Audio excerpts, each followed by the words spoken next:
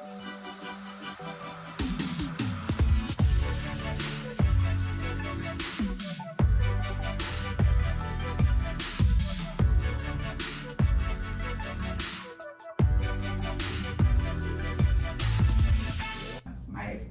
microphones have to hold it like this because it's really bad.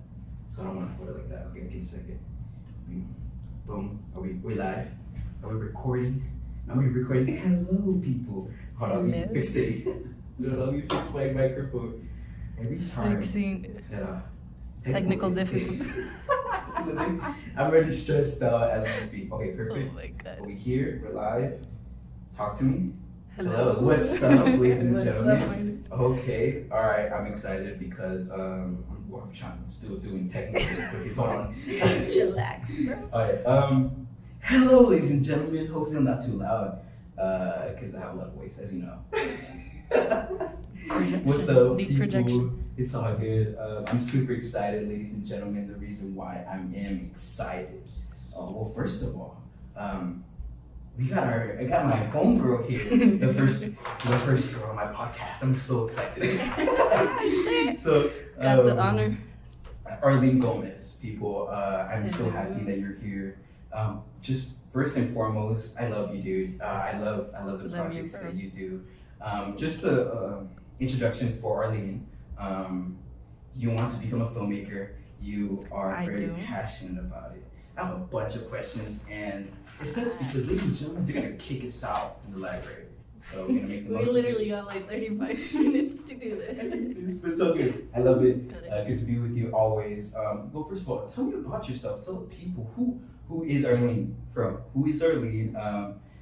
I've known this girl for 2 years. 2 years. Almost The 3. best 2 years, of course. But who is Arlen, and what got you the passion of film? And what school do you go to? Okay, so And I'm just kidding. I'm just kidding. I'm Arlene. I'm a filmmaker. I want to be a filmmaker, or I'm aspiring to be a filmmaker. I consider myself to be this, I don't know, this energetic, caring and giving Okay. soul. Hell yeah. And very dynamic and hyperactive too. Hyperactive. Hell yeah. Would you say hyperactive in the cinematic? Yeah, it's cinematic like view? very crazy with my ideas. Very, when I start thinking about something, I Yeah. can't never go linear. I always go the Yeah, curves and it's- turns I and like all that around. about you. It's amazing about you because you don't even deal with, or you don't even just like production. You love theater. You're an actor. I'm like, and for me in my head or in my mentality, I can't do that. I have stage fright. I can't do that. Bro. But you Me. can do it though. I seen the pictures that you posted, and you looks like you have no stage fright. You have no anxiety. You're enjoying yourself with the people around you. I think that's dope. How do you prepare yourself for the theater, especially if it's different from production? But let me tell you something. I actually am fucking scared of stages. Yeah. It Who might is it? show as confident. Once I'm in it, I kind of get into the zone, I guess. But it takes me a lot of time to actually be brave enough to go into an audition or go into like something and actually be in front of a camera or be in front of an audience. Because even when giving speeches or presentations at classes, I'm like fucking shaking and nerve-wracking, bro. That's why I like to do It's very, very projects. nerve-wracking. I think what the vibe I get is you like to work with people, especially if it's a film, especially if it's with a group project. I didn't even put this on the list, but I kind of want to talk about it. We made a project a couple years back called Everett. Yeah. There's a message there. It was a great message. It was our first 2-minute film. Do you want to talk about that a little bit? How you got to that? Why is that story? It's very important because it's very, very current or very present in society right now, especially with like discrimination.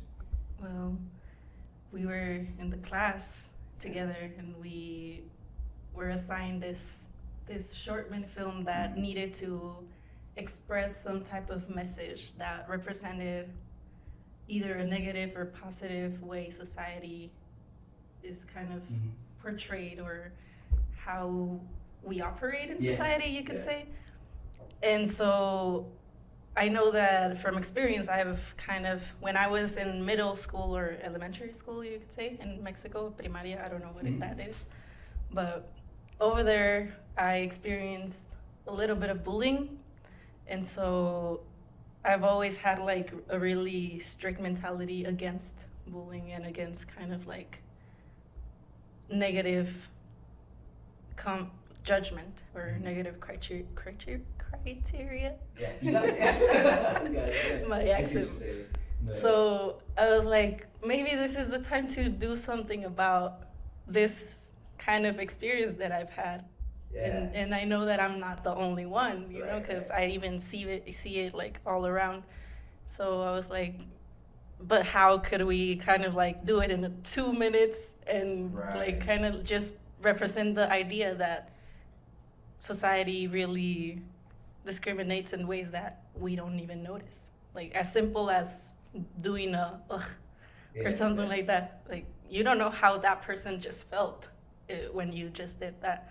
So I was like inspired, you could say, by the whole idea of bringing awareness to this important topic. And I'm basically, well, one of my goals or my main idea for, or my main concept or ideology for my filmmaking is to share real stories and to share honest, honest stories on honest conversations or honest, It's the best, isn't it? Like whenever yeah, you have like a conversation with natural, realistic things that really happen in life. Because some films really romanticize life, Yeah. and it really isn't like that. Like life has beautiful things. I'm not gonna lie, like it's beautiful, and it's beautiful in the negative ways too. Like you always learn from negatives, you always learn from positives. So I kind of want to share that mentality that I have over things to other people, to kind of bring this. And I was talking this with Daphne, our friend. I was talking that I kind of want to bring this awareness of, you know, there's more to us, there's more to life, there's more to humanity and society than what we are nurtured with. So than what we are taught, or than what we kind of label ourselves or categorize ourselves with. I like that. I like So that. There's a hidden message between every project you work on. yeah, And that's what I like about it's filmmaking. always, You don't say hero wins evil like that. Mhm. You know, you have to. you be gotta subtle. hint it. Yeah. that's Just what I give love little about it. teases about it. I'm super excited for you too because as the people who know this, for us students at CCMB, we get to do what's a capstone. And that means is that we do a thesis film right before we graduate. And do you have an idea? I don't know if you want to share that idea of your capstone. How are you prepping? You know, before you say that, how are you prepping yourself? Because this is a real a film that can go to festivals if you want to, but this film will be screened in Monterey Bay, CCMB, with other short films. And it's amazing because you see all these short films from other students. The person sitting next to you is making a short film about a. Okay. This is a short film. Before I steer off, this is a short film coming out in May, directed by Elijah Younger. I hope they got the last name. And it's simple because you could literally do a film about anything here. He's talking about he directed a film about a guy who robs a house and he finds a $12,000 dildo instead of money. Yeah, you see, and that got approved, and I love that. I was a part of that production. It was fun. But how are you prepping yourself for your? I know it's a long time from now, but how are you prepping yourself for capstone? Because it's a big deal and it's exciting because you're literally making a film with equipment that is used in films. Professional, yeah. I have been thinking a lot about my idea, a lot about how I'm gonna prep, a lot about like resources and pre-production shit that you're just like it really intimidates me at the same time because again I think the only time I've really directed a film was that Everett film. You're good, bro. I can see the fire in you because at one point, I don't know if Daphne saw, that I was talking to the DP, and me and him were trying to figure out like the perfect shot, but you were telling the actors like what they were trying to do, and you were like, "Hey, let's get this going." I'm like, "Oh, I'm sorry, I'm so sorry." We'll go back to the shot. I was like, we got it. It's part of the job. It's part of the process. It's something I can see you doing, and that's talent. That's talent, mate. You know I've told you this like 100 times. I'm not gonna say this in recording, but you already know. I've said this 100 times, but you got talent when it comes to leadership, when it comes to directing. But next semester, next March, our homegirl is gonna be producing for the first time. I'm so excited for you, dude. Dude, I'm very excited. Producing for I don't know your name. Oh, Reina Robles. There you go. Robles. It is called Lovely. It's a horror film. Don't know much of the plot yet, but I'm excited for you. I do. You have to find our actors. I already found. Oh yeah. So producer is on I the go. I told you this before, but I low key want to be in a capstone acting. I want to act out. I want to go through the stress of what actors go through. Just memorizing stuff. It's lovely, bro. No, that's cool. This is kind of steering off a little bit. It's a little bit more serious, but I want to get your perspective on this. A couple weeks back, I don't know if you heard, but there was a lady who passed away, cinematographer. I know you are a huge fan of cinematographers. I know you love the art. Would you ever be a part of cinematography? Let me start over. I'm sorry. So as we know, the lady who passed away, what's your thoughts on it? Like safety, because obviously here at CCOB, they're very strict on safety, super strict. It takes about 6 months to get a yes if you want to use a plastic gun, an airsoft gun, a plastic knife. You take 6 months here to really get an approval. And I get it, but what do you think about the safety? What do you think about the thoughts upon it? Did you hear about it? I did think a lot about it, and I was actually talking this morning with one of my bosses, and she was telling me how right now the whole industry is trying to like create more safety and like more positions basically for all these issues that have been kind of raising. Right. And mostly like I personally think that for that specific situation with, I don't know if I'm pronouncing the name correctly, Helena, yeah. Her. But Miss Hutchins. Miss Hutchins. Yeah, she was Hutchins.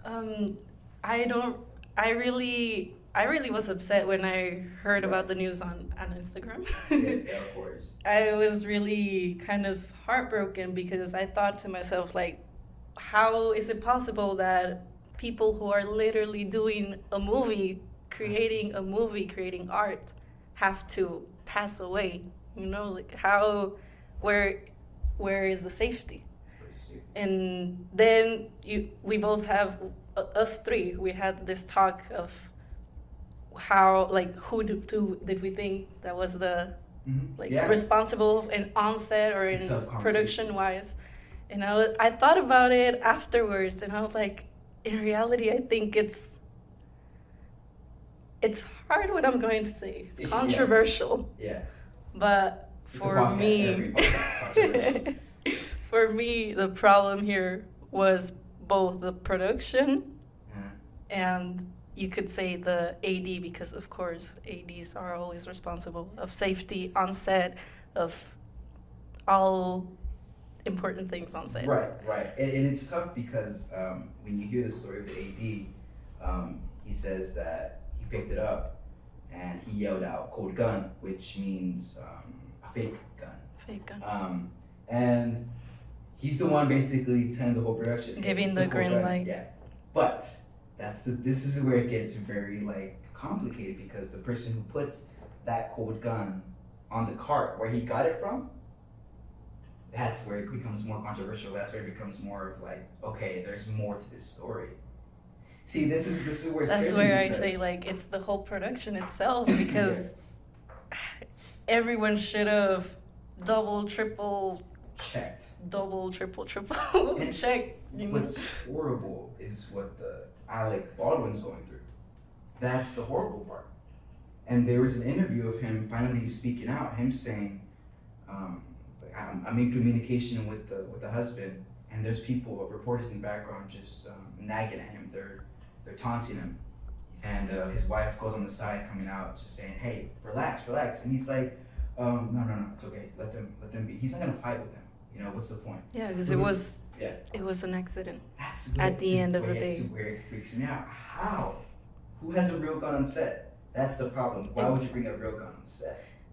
That's where I'm saying, like, that's kind of my point where you're saying it's the whole production, because right. If you're using a gun that you're firing, you have to make sure that it's a fake gun, or that there's no bullets, or that whatever technology it has is safe for whoever that gun is being fired at or pointed at. Did you know that in the trickery, whenever it is an action shot, whenever there's a gun, they do a camera trick where the gun's not really pointing at anyone. It's really not supposed to. And if it is, they have this a bulletproof window in front of the camera. What happened there?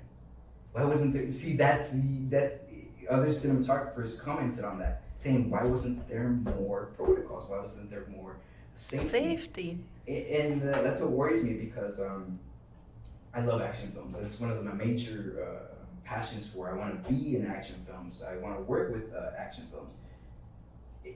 That scares me. Should I not do it? It's like, where am I going to go? You know, should I just consider horror films? Should I consider trauma? And that's what scares me, you know. And I'm hoping that it changes the industry, because we're still young. And the good thing is, though, hopefully by the time we find our dream job, it's safe. It's more safer. But yeah, I didn't mean to turn this into a sad conversation. It's just. But it's what's happening right now. We need to talk about it, because it's our field, you know. It's where we're heading to. And I mean, if we're not, like you're saying, it's true what you're saying, because if we're not 100% sure that where we're heading to, it's safe in the not even like we're not even worried about it being safe or successful.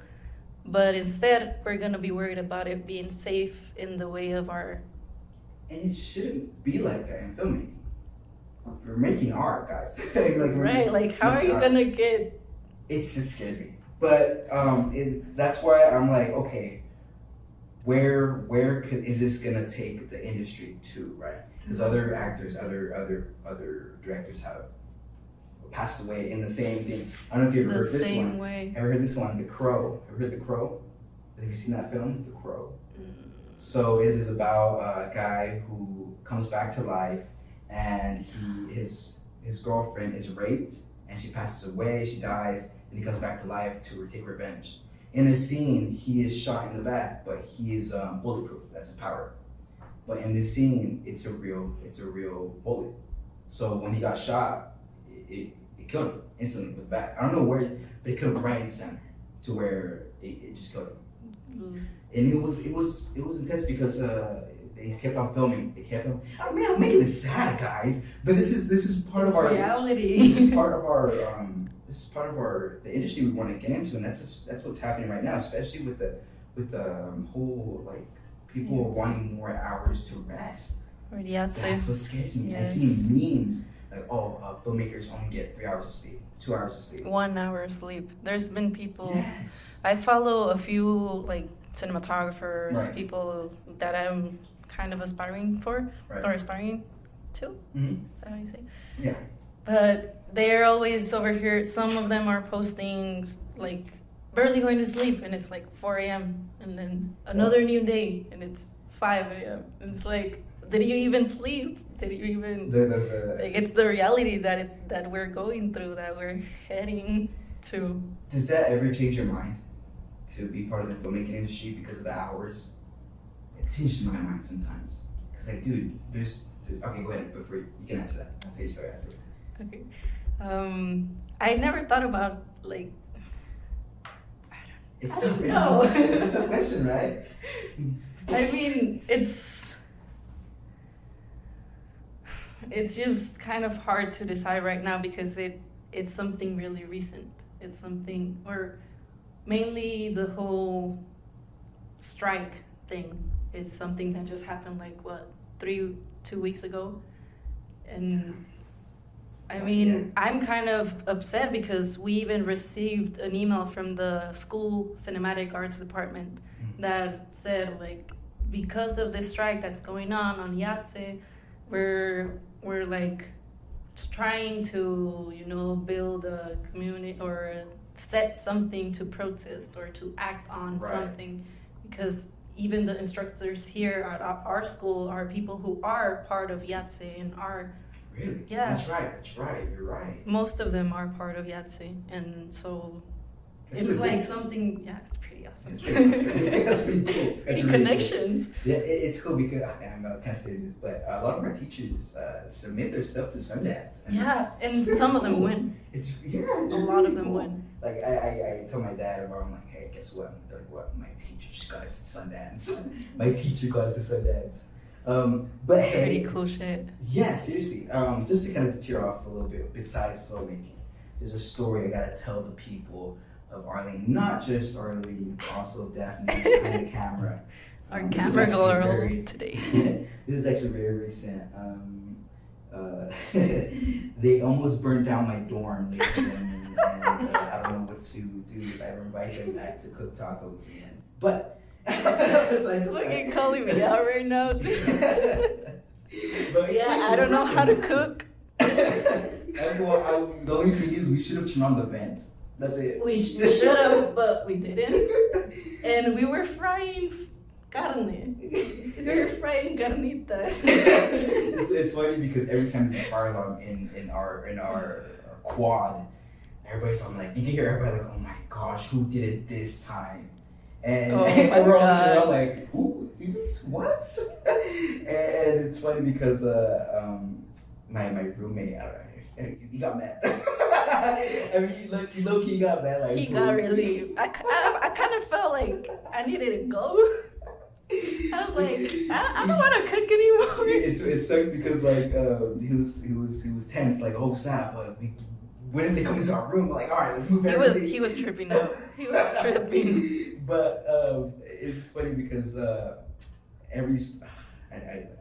will, next time, Daphne, we're gonna have you on here. But there's a bunch of stories of all of us. One, it was the second day of college. I don't know if you remember this, but there's this school, and I always wanted to make a film there. It's a horror film. But do you remember the second day of college when I met you? We went to the abandoned houses. Oh, dude, yes. It's just so cool. It's got I've always wanted to. They're taking it down. They're taking it finally down. All those houses that you see beside our school, it's like literally they call it ghost town. Military students used to live there back in the 60s, 50s, 40s, 30s, in World War One. World War Two. Or two, I mean.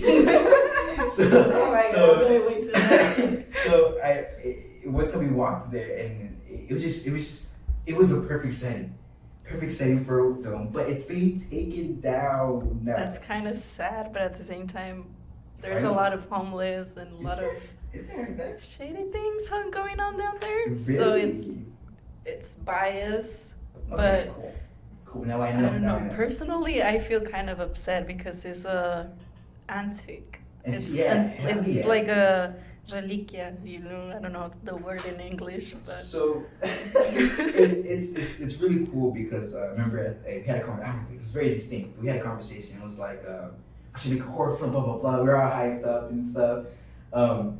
Since you want to be in film, and I'm sure you've told your family members, friends, close friends, that you want to be part of this, was there ever a moment that one of your family members, anyone, doubted you to be in this industry? Because a lot of us, especially CART majors, which is cinematic arts majors, they go through that almost every semester, if not the whole year when they graduate. Period. And they don't get that much support. But are you lucky to have that support? I am lucky to have my mother's support, my sister's brother's support. Yeah. My close family support. I'm lucky. And, well, I'll be lying if I tell you, like, I'm not fully supported. Like, I'm not supported. They don't believe in me, blah, blah, blah. Because they do. I'm very thankful to and blessed that they're they're supportive on me pursuing my dream and trying it out, because I've had conversations with my mother where she just comes to me when I'm like just doing homework or just sitting there or whatever, doing my thing. Yeah. And she comes to me and she's asking me, like, she starts always with the question, like, do you enjoy what you're doing? It's the same I'm question like, for me too. I'm like, if I didn't, I wouldn't be there. But I'm always like, yeah, but why do you doubt it? And she would always come. This is kind of always something that makes me doubt about my career, because she's always told me that it's everything in art. Even when I was little, and this is a little like side note, when I was little, I've always wanted to be an actor or a singer. So I've always been into like the field, the production, the arts. And so she always was kind of she always had second thoughts, because I've always been a shy kid or a shy person. And so when I would go into or try to practice for auditions or shit like that, she would always come up to me like, you don't even talk, you don't even project, and you want to sing. Tell me, how's that gonna work, Arlen? And when my freshman year, that was the year that it was the sophomore year. It was my first semester of sophomore year that I really was kind of bummed down, or really I had that conversation with my mom, where she just came to me and told me, I've been thinking that maybe you should try out something like either the military or because my brother was on the military, and my whole family on her side is kind of in the military. So she was always, it's always been like a little, if you don't do anything else, you'll... Library's closed now. We'll back up right now. Thank you. We were kicked out of where we were at by a police officer. Who was not a police officer? It was security, but dressed up as a police. I guess it's Halloween still. Yeah. Damn. Hold on. So we were talking. Wait. Before we start, I forgot to introduce Daphne. Hi. You want to say hi, Daphne? Our girl. Hi. Perfect. Thank you for holding the camera for me, and appreciate you, dog. From where we started, I don't know if you remember what we talked about, but you said that you got support from your family, but at some point you said that your mom was kind of a bit doubtful from the career you want to take. So how does that feel? Because to me, whenever I tell my parents what I want to do, it hurts, because they say, what if you want to be a businessman? What if you want to do this? What do you tell your mom? Well, then my mom also tells me things like, "What, you didn't think about being a nurse, or you didn't think about being a businesswoman, or you didn't think about being a lawyer," and I'm like, that shit's really sounds really boring for me. But I don't tell her that, of course. I tell her always like, I mean, it is a good career, and you do get. Like, I would live there. I mean, I would work, and I would... Sorry, I'm getting my words. No, you're good. I always tell her that, or I told her that one time, that I was going, like, supposing I was going to study that career that she wanted me to, and I was going to graduate and live off and working in that job that I didn't enjoy, and that I didn't feel proud about or accomplished about. Like, do you really want that for me? Yeah. And she just kind of thought about it for a moment, but didn't say really much. And she was just like, I just want you to have a secured future. Right, and that's what every parent wants for each of the children. I get the same exact quote from what your mom says that my parents say. They want us to have a stable work job, and I get that. Stable financial. Right, But if you hear these stories of how filmmakers come to be, they struggle. They struggle. Like that career is very, very. I think it's very mutual. Right. And they always, and then the person interviewing them kind of implies or asks, "Is it worth it? Was it worth it?" Like, yeah, I'm here. I'm where my dream job is at, and it's cool because the next thing we know, we're gonna be in the same place. You're gonna be in the same place. Like, oh yeah, I'm here. I went through what I went through, but I'm here, right? And that's cool, you know. So that's why I feel like whenever I create a friendship with somebody, I look at what their ambitions are, you know. And I see you got ambitions besides filmmaking. What ambitions do you have? Obviously, filmmaking. So I'm like, you gotta be like out of your shell. You gotta be out of your comfort zone. But what makes you ambitious for the future, for your career? Was there a specific? I'm kind of asking this a little early because usually I ask this in the end of the podcast. Was there a specific moment that made you the person you are today? Huh. Yeah. It's kind of it's a good question. Think about it. It's okay. Should I blow my snot out? Nah. You good. You already did. It was nasty. I say, so as you guys already heard, I've always been into acting, and I was an actor back in high school. I was a theater geek. I've always been a theater geek. So then I had this mentor, my theater drama teacher, who would always kind of get me out of my shell, get me out of my comfort zone, and be like, Arlene, you really have a spark. Light it up, or like do something with it, because you know you can't keep on going into life doing other things that don't spark you, you know, like don't fulfill that talent that you have. And so she kind of encouraged me a lot to be sure or be confident of my own talents or my qualities, or believe in myself, basically. Because back in high school, again, I was a really shy girl. I wasn't really confident with, I was confident with my intellectual abilities, okay. But not confident in the fact of, oh, I'm talented, or I got, like, I'm crafty, or I'm artsy, or, like, you know, I got a spark. I wouldn't take that as like, my mom would always compliment or be like, oh, you have a beautiful voice, or whatever, when I was singing, washing the dishes, or whatever.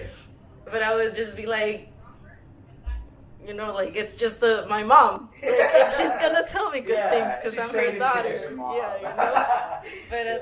But after being in high school and actually performing a play and being, the first play I ever did was 2 roles. I was a man and I was a woman. Yeah, I remember this. and so basically I had to really get out of my own personality and create this whole different persona, or this whole different character, and put myself into those shoes.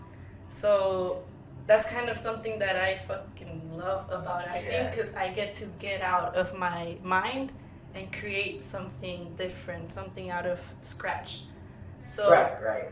It kind of, when you read a script, do you create your own character, or do you go out based off the character of the director's vision?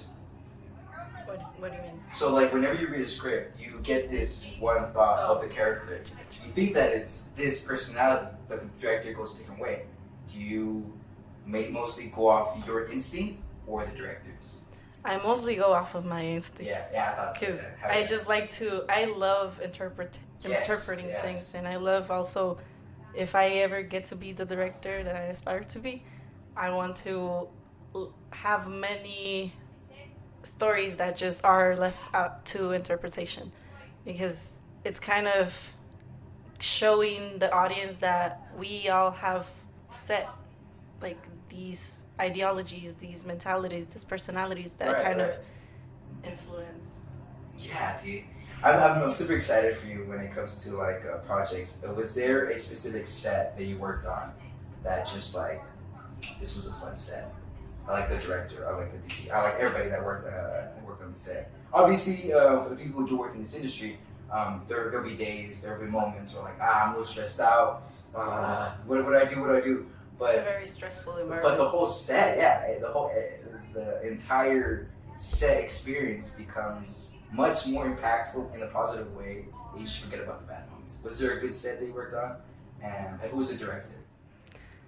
Yes, there's been most of the sets that I've worked on have been really, really good experiences, really fun experiences. Crazy in the sense of I learned a lot. I enjoy every single moment, even when I get stressed. Yep. And one that I really kind of remark a lot for myself, because I feel really it was the first, you could say, professional production that I ever actually got paid and worked in, and I was a production assistant for the Apple Town Hall of 2020. Dope.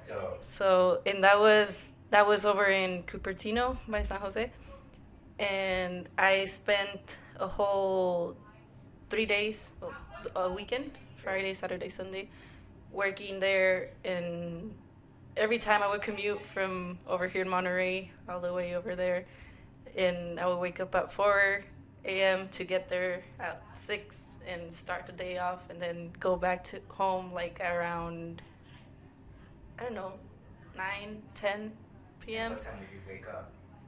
Around 3. In the morning? Yeah. Palabra? Straight up? Yeah, but I would woke up with a smile in my face, because I would be like, that's cool. The first time, cool. I'm not gonna lie, the first day I was heading there, my hands were sweaty, everything was shivering, shaking, whatever you call it. I was really nervous because I knew that I was going into something really different I thought that I was going into something really different from what I've experienced here at school, and something really like an extreme, stressful, fast-paced environment. And when I arrived there, I started kind of getting a different picture to what I had expected. Everyone was really... The production that hired me as a production assistant was Ghost Hand Productions. They're over at Aptos in Santa Cruz County. And their producer, his name is Doug Ferris. And he's really... I admire that man. But he was really... Ever since the first day I got there, he was like, okay, like, this is your job, this is your duty, you're gonna have to be making some runs, but don't worry, we have a whole plan set, and like, you're gonna always be guided, and because we know that this is your first time, so you're always gonna be guided. If you have any questions, feel free to ask. Everyone is gonna be answering, or is gonna be open to answer any questions that you may have. And so that was kind of like interesting for me, because from what we students, or maybe just me, think about professional filmmakers or professional production people or professional sets, is that it's always really stressful. It's always, you got to get your shit together. You got to be really strict about everything. And when I went there, when I experienced that set, everything was, of course, there was a lot of stress going on, because it's something that's never going to leave the stage. To anyone, dude. Oh my gosh. But it would be really fun to just see everyone like really focused and really engaged on their own little role, but also taking care of the role or whoever was next to them or whoever was around them. So basically everyone was really caring, and like really They had hospitality. Like very genuine about helping and about collaborating and making that community, even though it was like maybe 20-30 people. Wow, really? And it's cool. And it was just by the fact that I was like so amazed by all these professional 20, 30-year-olds on the industry people. Yeah. Who... Was it intimidating? It was Super, very intimidating. I bet. Yeah. Because I was the youngest Yeah. girl there. Or, no, I'm lying, I just remember. The director was John... I loved his last name and now I'm blanking out. No. John... Bodine? No. John... I don't know. It was John B. Something with B. Yeah. But he was a really cool dude. He was really like stylish and like young soul type of man. Okay. And he had on set his daughter and his niece. And so, but both of them were 17, 18-year-old, and I was already 19 in that time. So I was like, kind of like the youngest person, but actually the youngest person who kind of was into the field.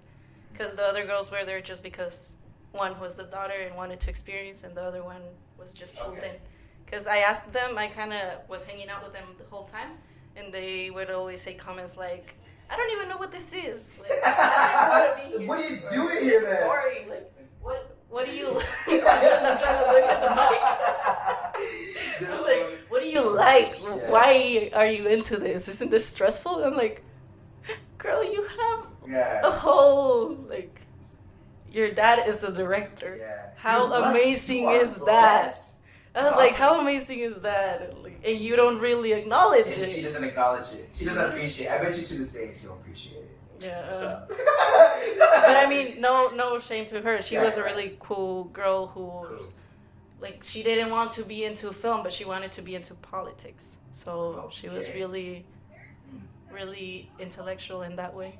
Okay, cool. But we had a few conversations about it, and I was just like, I just like admire that you, like, you know that this is a path that you could take, but yet even though everything is set for you, you want to challenge yourself and go this way because that's what you're attracted to.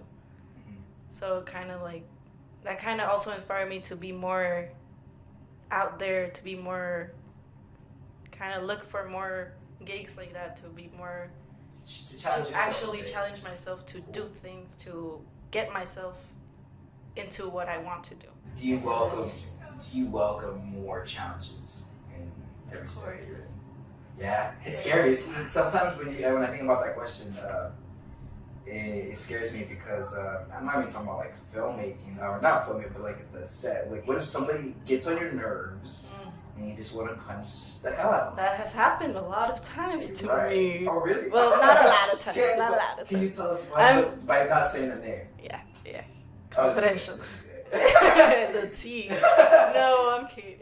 On set, personally, I'm a really hyper but stressed person. So I can't help to be stressed on set, you know? But still, I'm really mellow. I try to be nice because I don't like being rude. I don't like people being rude to me. So I'm going to treat them the way I want to be treated. Yeah. So because sometimes I'm too nice, I don't want to express my uncomfort on certain situations. Okay. So for example, there was this moment, and this girl, I love her with my entire heart. Like, we're really good friends. We work together so well. We match like this. But in this set, I was the assistant directing, and she was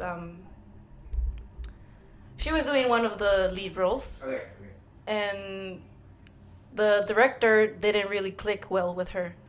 So there was like a lot of miscommunication there happening, and I would always come to her for directions from him and then go to like him directly, or she would come to me to kind of go to him.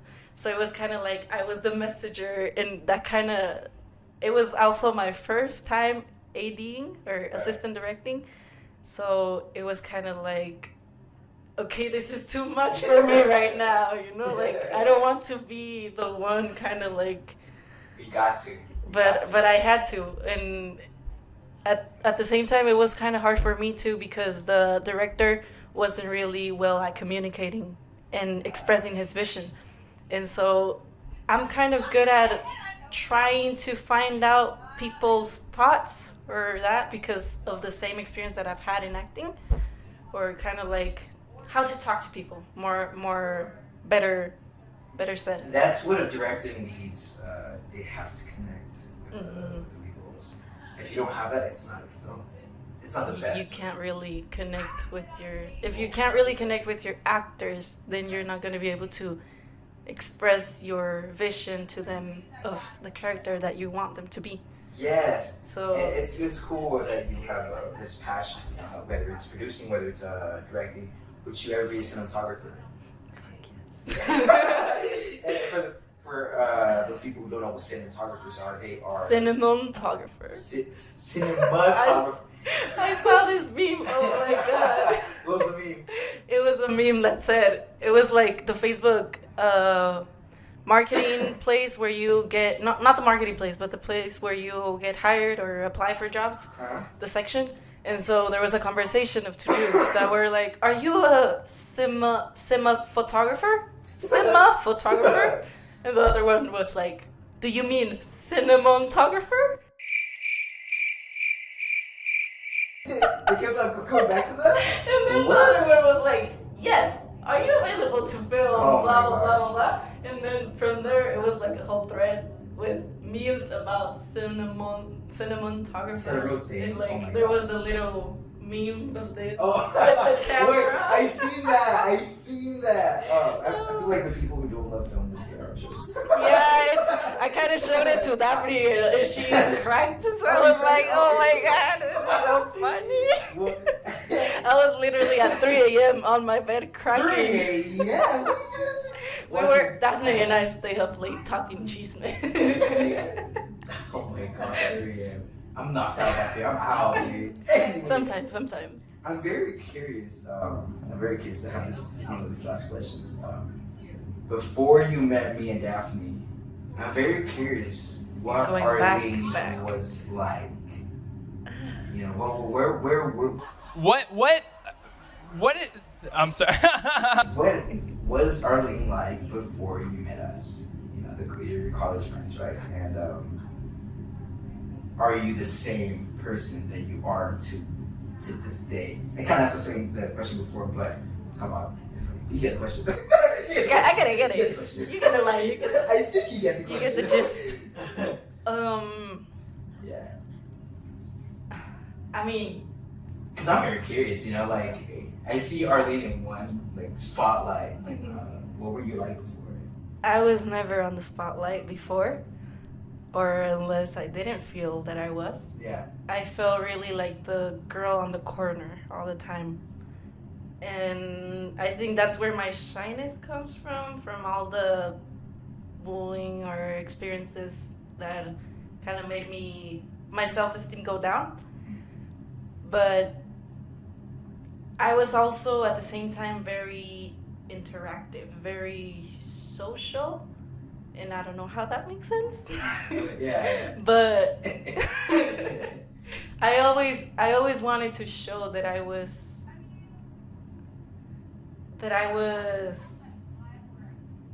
like open to be a friend or open to, you know, like socialize. But I just didn't know how because I was just so awkward. I can't see that. I don't see Arlen being awkward. In the way of like, I didn't know how to socialize. I didn't know, because I have a lot of anxiety. Okay. So in social anxiety, it's like very, very, very slight. But I still get really anxious when I meet people or when I try to make friends or when I try to interact. Or back then, I was very much intimidated.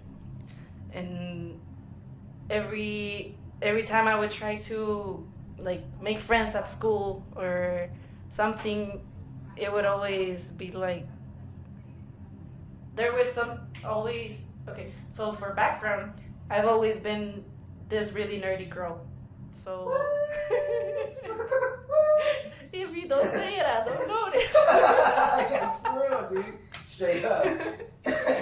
But basically, that's kind of like nerdy in the way that geeky. I've always dressed up, or back then when I was little or when I was a teen, like I'm talking pre-high school, I was really conservative because I grew up and I was raised in Mexico.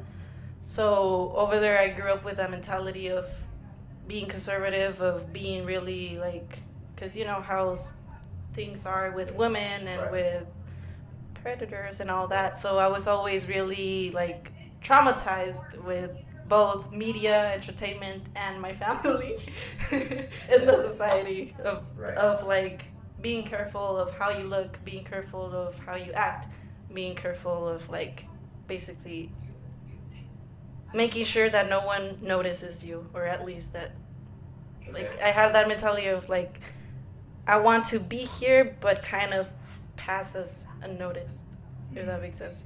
Okay, I can see what you're saying. All right. But shit, I lost my train of thought. This food. Oh fuck!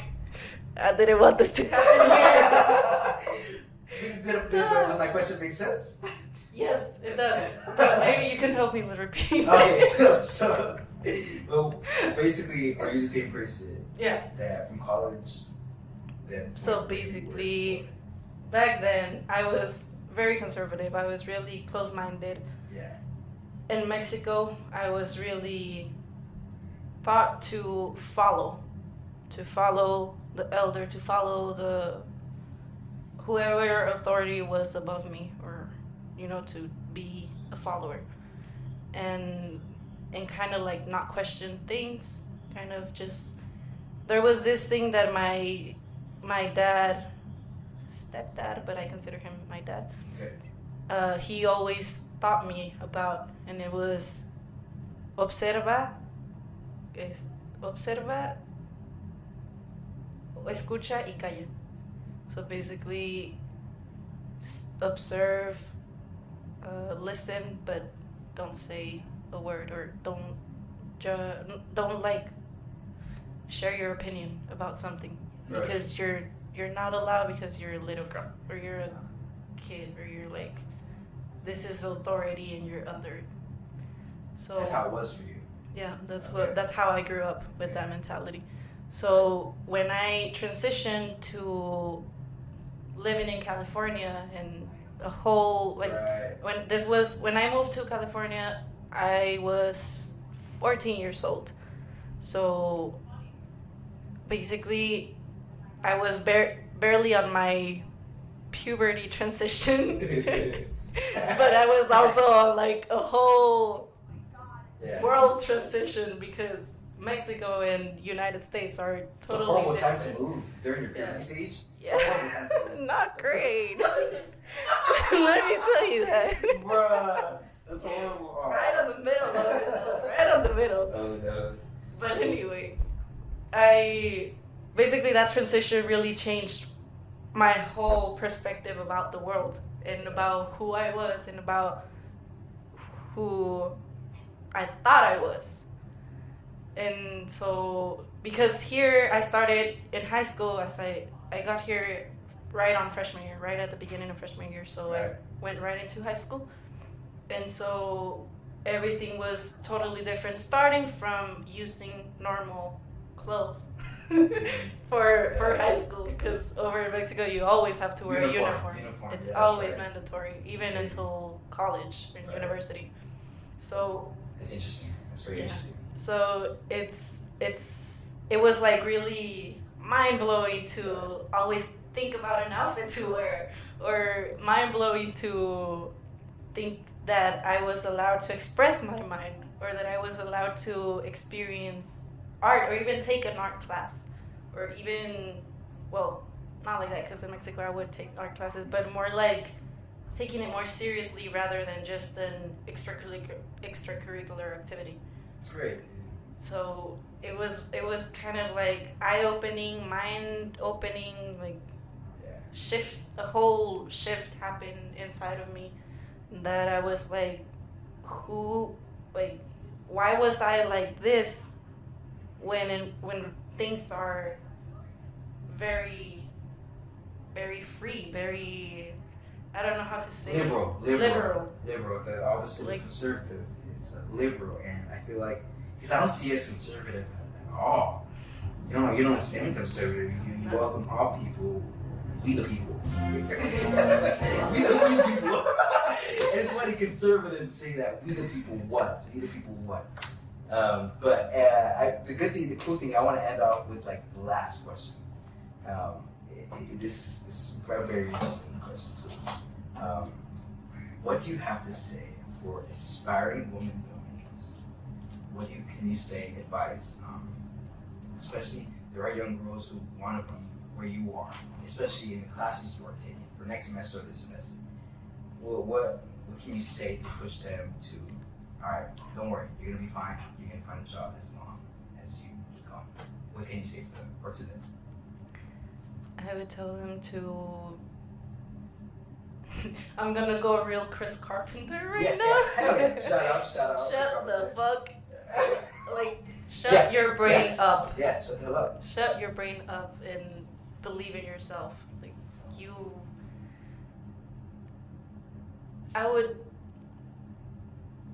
something that I was told by my drama teacher, and I would like to share that feeling to someone else, would be that same thing about the spark. You know, everyone has a spark in something. Everyone has a talent. I don't want to be very spiritual, but spiritual. I love it. Oh, I love it, dude. I've been talking some mad spiritual stuff, so bro. basically, we're here. I'm not the fan of we're here for a purpose, Okay. but I'm a fan of we're here because we have to experience ourselves. We have to experience who we can be, what we can do, how much we can do, how much we can't, you know, or kind of experience both worlds. Either how low you can get until you hit, like, I don't know the expression, like rock bottom, or how high can you like be, and which way do you want to go? Do you want to be here? Do you want to be here? Like, kind of that mentality of fuck it, you know, fuck it, try it out, because you never know unless you try it out.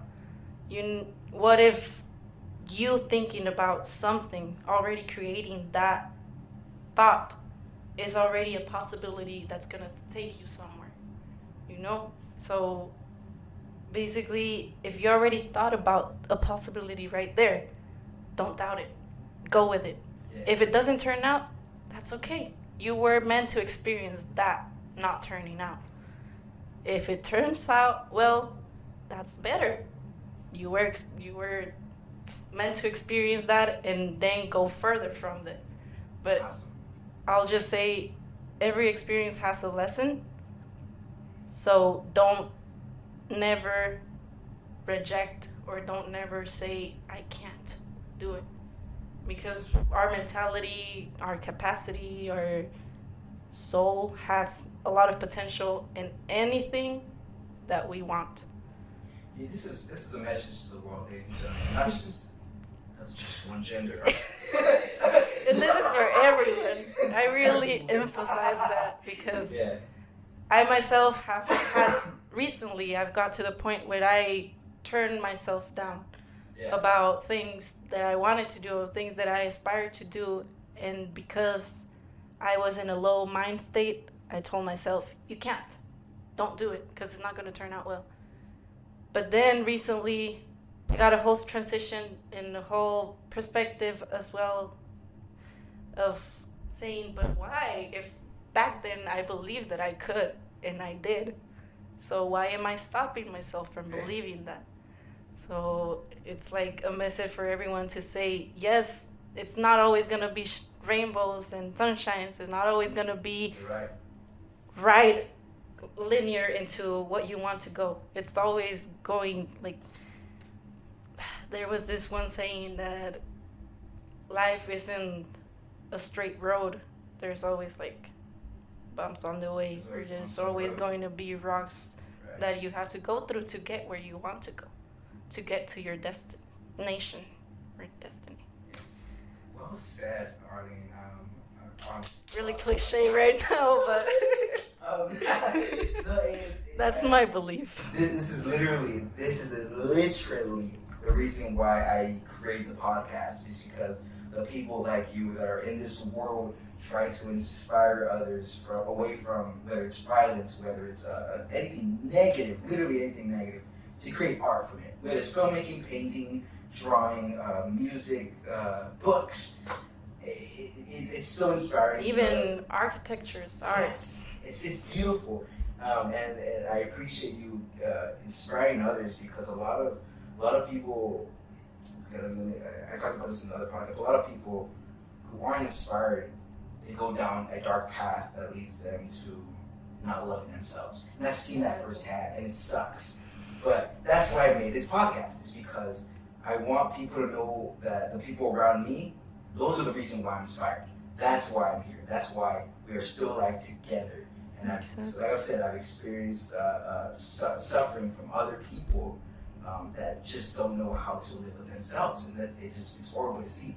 But if they see this, if they see the passion that not only for filmmaking but for life, if they see that, I'm sure it'll give them a push. It'll give them a jump. Yeah, and I love that, and I appreciate you so much. Thank you for being on the podcast. I know it was a little iffy here. We got kicked out of the library. We had to come over. You changed settings. Awesome. And I'm super happy. Thank you, Daphne, for helping operate the camera. I appreciate you.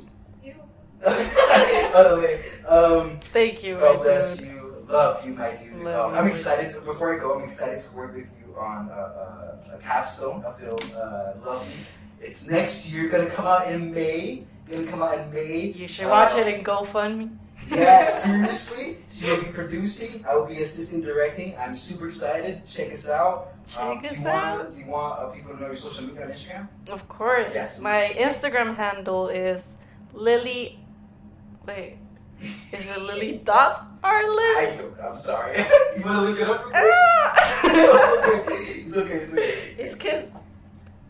Quick fun fact. I got hacked. On my Instagram account and my bank account not long ago. Oh, it was your bank account too. Yes, that was the whole. Yeah, okay. Next podcast. Yes, we will.